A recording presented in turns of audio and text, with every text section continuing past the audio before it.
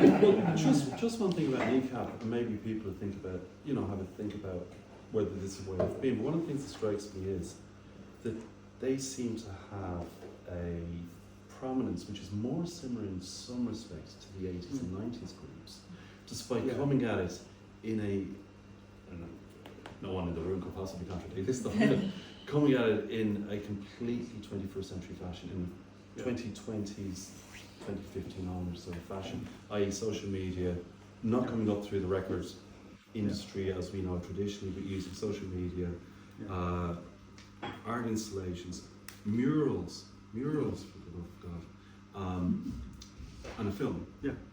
And so they have this really interesting place in Irish culture at the moment, which is, I'm just, I'm trying to think back to groups that had that, I guess you could say. I'm sure this was a managerial master plan, was it, Tom? Every step of the plan to no, that's the completely interesting thing. Correct me if I'm wrong, but there wasn't actually any physical Kneecap product until last year, was there? No. So they existence for nearly 10 years at that point, 8 years, without releasing a record. And filling the Olympia, for people of my generation, that's that's kids today. What are they doing? It really is. Every time I try to sort of, my pathetic attempt to keep up and try and find out about hip hop, that's what hip hop is going on these days. I find I can't buy the records, I can't buy CDs. I have to go onto streaming platforms that I don't know how to use. Or play computer games. So GTA and what have you. So in a way, well, the media storm is a little bit like, it's the filth and the fury all over again. Except it's political. The ways in which they conduct their career is just utterly different from anything we know about. The one thing I do remember, the last time I saw them in Leeds, one of them, I can't remember which one, thanked me to the end for coming out, said, because this is the only way we make money. And whereas through live performance. Whereas we used to get tour support because the idea was you played live in order to sell records. So, but yeah, you're right, completely 21st century way of operating. And you had an anecdote about the Meekins gig you were at. Did I? Didn't you? T-shirts on something? Oh yeah, no, just thought I saw a Kneecap t-shirt at a Meekins gig where everybody else was my age. In fact, everybody was my age. Including the t-shirt wearer. Including the t-shirt. Yeah. So okay, let's actually pass it out. Any... Colin, yeah. Okay, so I think the Irish Times review said that you were ideally placed to write this book because you're in the stairs of heaven. Yeah, I didn't understand that, but yeah. Okay. That's the first person. But you also wrote a song called Little England. Yeah. Which I think you referred to earlier on. How does that fit into your thinking or into the context of this book? Well, I wrote it nearly 40 years ago. Yeah. So. Would you rewrite it? Well, I can't write songs anymore. I've forgotten how, if I ever could. But no, I think it was an attempt to do what Cahill managed to do with Loft Holdings, but rather better than I did. It was an attempt to explore that constant, just about getting each other enough to be annoyed at each other thing that happens between us and the other island, especially at a time like that. And it was written from the experience of touring, because I think until we toured Britain, like most Irish people, we'd been to London, but we hadn't been to the rest of the country, and suddenly realising what a different and strange place it can be. I think that was the impetus. Sorry, last question is more an observation. Yeah. It's one of the reasons, this is pure subjective, that people dislike rebel songs is musically they're pretty terrible. But both tones are not a great band. Yeah. Some of the rebel songs, or so called Sunday Bloody Sunday, terrible song. Yeah. And that's my opinion. So Yeah. But lots of terrible songs are Very popular. very popular. yeah, And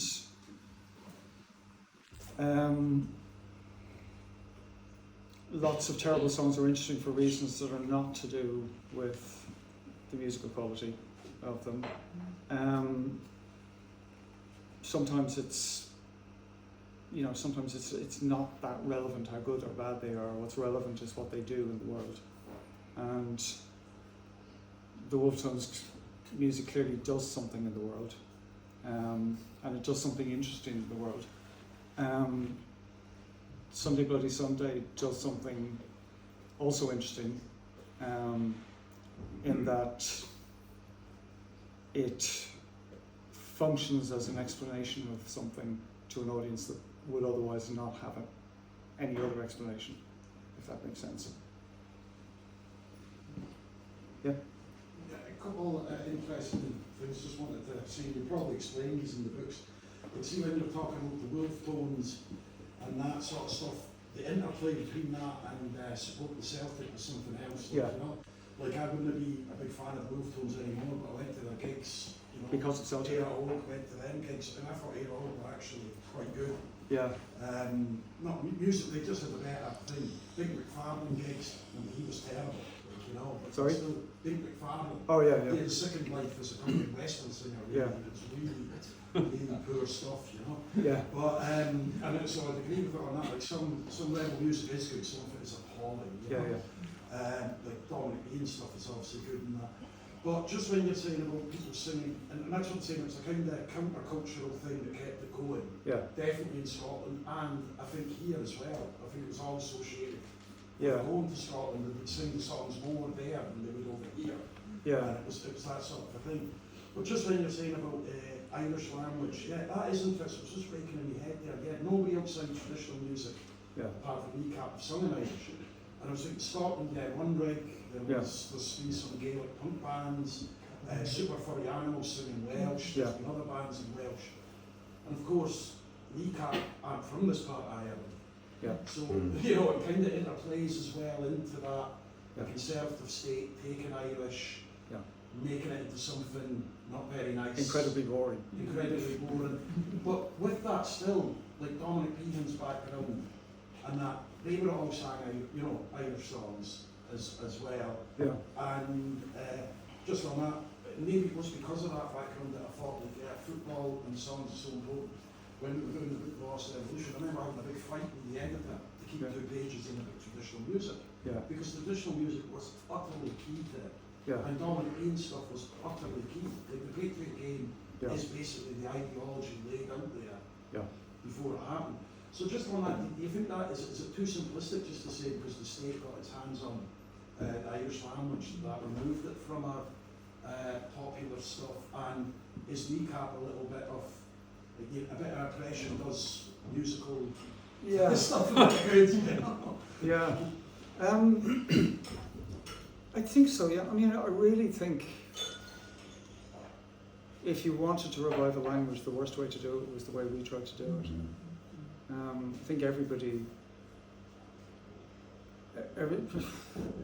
I mean, I went to an Irish speaking, an all Irish school for most of my education, and there's a kind of buried fluency in there somewhere that comes out. I can still follow a conversation as Gaeilge. And sometimes if I don't think about it, I can speak Irish, and then the minute I start thinking about it, I stop being able to speak Irish. And a lot of that, I think, is to do with something that the way the language was then subsequently taught to me after I left that school, you know, killed it or something like that. I can't really explain that.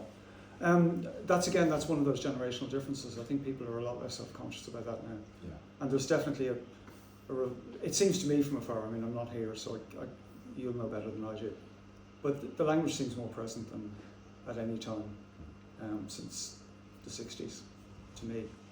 And maybe a patriotism in a kind of way, though that can go in bad ways, but or not patriotism, that might be the wrong word, but again, that sense of unity is an achievable goal and a sense of identification with Irishness. But my sense also is that the new Galway, as it were, are very politically progressive as well. I would think would be a given. Yeah. Whereas the old guy, the guy with the phonia, who was best friends with the parish priest, may not have been that. Or something. Yeah. Anyone else?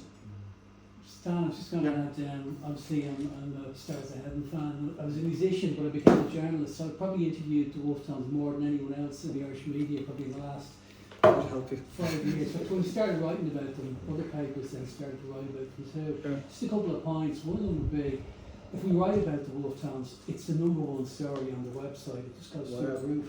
The schemes that Archie would run to keep the Wolf Tones out are unbelievable. They would run a folk, they would come up with something called Ireland's biggest folk songs, and an Archie panel would pick the folk songs, so Wolf Tones fans couldn't pick a Wolf Tones song. I mean, they've gone through all this. They would say, in relation to them not playing up north, they would say that they were tied up to another Belfast festival, very loyal to it.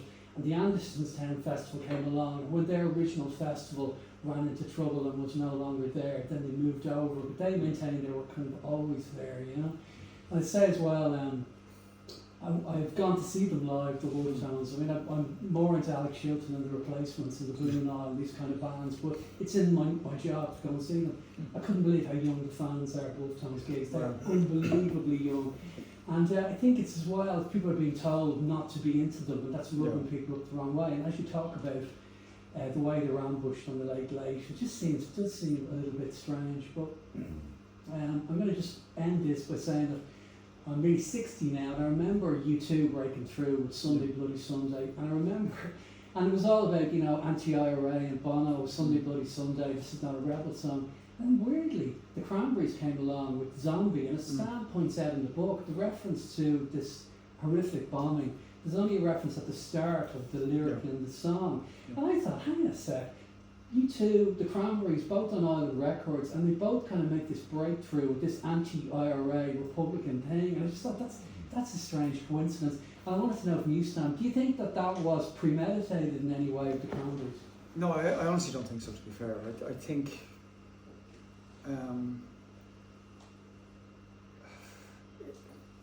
funny enough, to pick up the song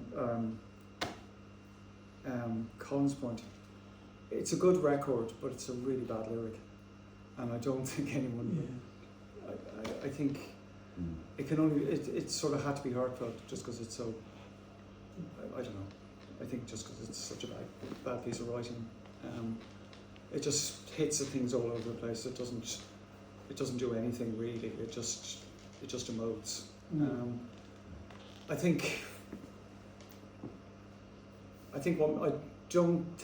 also don't think that's what made it a hit first time around. I think it was a hit first time around because of what it sounds like. It's a perfect 90s record. It's a perfect kind of 90s record. The other thing about that though is, I suppose, we didn't see, well, the video wasn't shown in Britain, I don't think, but was in America. So, I have to ask you, I like the early Cranberries, I went to see them. She sang specifically about relationships and heartbreak on that first album, Linger. Yeah. I mean, it's very emotional and it's very personal, and yet there was suddenly this drive one into, song. the anti-IRA thing. I just thought it was a bizarre change for her, It would be like the Sundays, that Jamie band. It would be like the Sundays suddenly singing about Northern Ireland or Israel or something. I just thought it was bizarre, Yeah, I hadn't. You have a point. I hadn't actually thought about that, but you're quite right. It was a shift, but I was kind of prepared to take it at face value that she just thought, this is terrible, I have to write something about it. And unfortunately, she did. There was not time for it though, wasn't it, in a way? Because it's like things were moving towards a resolution, at least of sorts. So there's a point in history to. But then again, in fairness, like she was 1825 or something. Just on that, there's the difference between the Cranberries' first album in the writing of it. Yeah. They had no audience. There's no pressure. So you're writing for yourself. You're not imagining a stadium or who you're singing to or anything. Yeah. And but when they, the first album is this unbelievable success, then they have to sit down and write the second album, Yeah. and it can't be about kissing a guy at a disco. It has to be big songs. They're a big band now, and they're going to fill Yeah. big stadiums, and that's why they write Zombie, I think, because it's we've got to do serious stuff now, not silly stuff, and so there's a pressure, and I think that's why the shift is uncanny. Like the production, everything is just gigantic on the Yeah. second album. I mean, none of it works, of course, because the magic is lost. But I think that But happens hang on all as the well, time. do you remember they were kind of hippies and they had long hair, and suddenly Mm. they were wearing suits and they were kind of mods, the guys in the band, I just thought it was the whole thing was very manufactured. But it's that kind of label pressure, not just label pressure. But that happens to other in- bands, to be fair. I mean, bands get a bit of money and they get a stylist and they look But at it's themselves in the the mirror and argument see in your and own head, if you know what I mean. Yeah. Once you've success, it's your creativity. You suddenly have an audience that you're now imagine you have to placate Yeah. or In your head. exactly. So I think that kind of explains it, and I kind of feel sorry for the Cranberries insofar as they were like a lot of bands. Yeah. Once they break big, you can never do anything good again, just because the world has changed. This is the point in the lecture where students start looking around at the clock. And so, maybe 1-2 more questions? Yeah. Yeah. From the outside, go back to the punk days for a Yeah. minute. From the outside, I'm a foreigner. Yeah. Listening to Irish punk music from abroad. The north and the south had clearly distinct sounds. Yeah.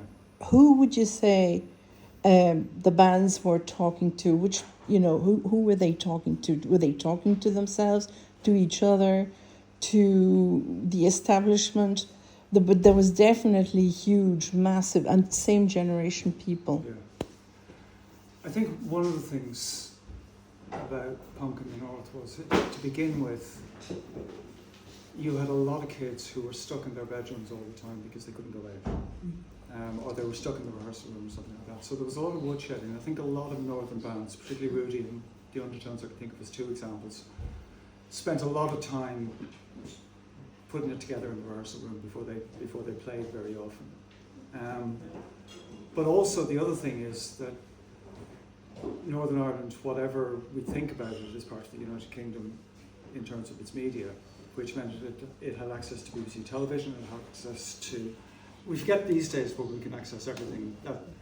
I can remember trying desperately to tune into So It Goes, the Tony Wilson programme on ITV, and the screen flickering on HTV and not being able to watch it. And somebody told me this band The Pistols were on, and I didn't see it. I mean, I saw some grainy stuff, and I think I can pretend I saw it, but I didn't. In the north, they could see it perfectly because it was, they had UTV. So that's one thing. They were more part of what was happening in Britain at the time. But I think the other thing, and to be brutal about it, I think I think this was a perennial problem. Northern bands were playing to an audience of their peers. Irish bands were playing to record companies. They were playing with their peers as well, but basically they were playing to A&R men. And it was an attitude that got worse as Irish bands got successful. I say it in the book, but one of the weird things about Dublin is that it never had a proper independent record label. It never had a factory, it never had a zoo, it never had a fast product, it never had a good vibrations. Sam, why not? Why didn't it? Why not? Because people wanted to impress the guy from the record company in London.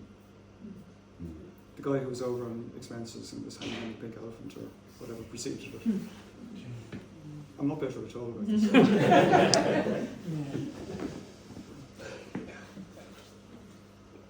Last one maybe. Yeah, I was just wondering if you could, I mean, kind of with the slideshow going on behind you, Oh yeah. there's a lot of, it's very clear, there's a rock band, there's a punk band, there's a trap band, there's a folk band. Yeah.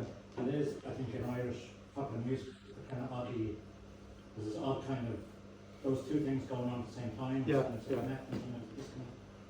So I was wondering if you, and I think that, the politics around folk, or rather around punk and rock Yeah. in Ireland are kind of quite visible and up front, but politics around folk and trad are a little bit stranger, you know.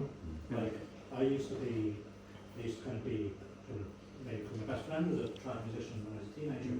Used to be around the trad scene a lot. We'd be listening to Planksty and Christy Moore and Luke Kelly. All these people are like socialists. Yeah. But the people that were running a lot of the events that we went to were like the Mahunas. Right. You know, people in the far right. And I remember in 2012, Aoife Darmody organised a trad for choice event. I remember that. And it was about like it was just a session. Yeah. It was upstairs in Doyle, and there was maybe about 30-40 people showed up to play trad music together. And they were all buzzing because they were all like, oh, there's loads of trad musicians who are actually pro-choice. Yeah. Because that was actually quite shut down. And it's kind of funny to think, it was only less than 15 years ago. That was kind of not something that was politically acceptable in the trad scene at the time, whereas now, you know, the trad scene is like this very left-wing. Yeah. These odd kind of political shifts. Yeah. I was just kind of wondering if you could say something maybe about that connection between those kind of two streams in Irish pop culture. You see, this is one of those, because I'm always... Trad has always been something that I have quite a lot of trad records, right? But I don't really understand the live scene that well. I find it kind of hermetic a little bit. I find it difficult to. I mean, it's great in England. I can be a trad expert because nobody knows anything. But over here, I wouldn't dare open my mouth. I feel it does intimidate me a little bit, which I think it does, and I don't think I'm the only one for whom that's the case. But I think the politics of it is fascinating. I think you're quite right. So I did a journal article a couple of years back on country and Irish, and I spent a long time in the National Library going through Youth Spotlight pretty much for its whole run. And the weird thing about it was that for a pop magazine aimed at teenagers, it had interviews with people like Luke Kelly, where he talked about Marxism, and you had like pin-ups of this bearded radical, which you can't really imagine it in the NME at the time. But it was, and I don't know if, but at the same time it was also slightly depoliticised.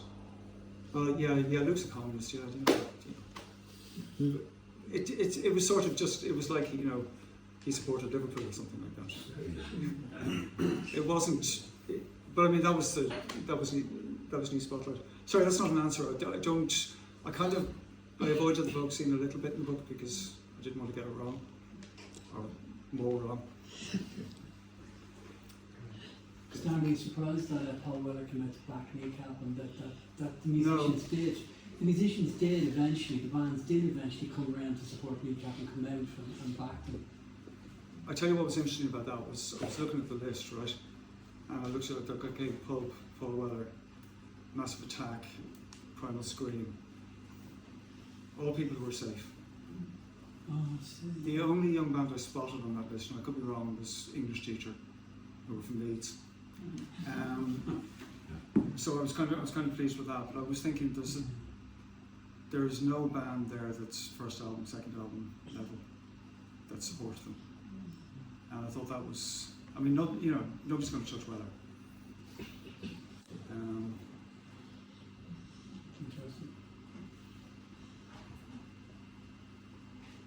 Okay.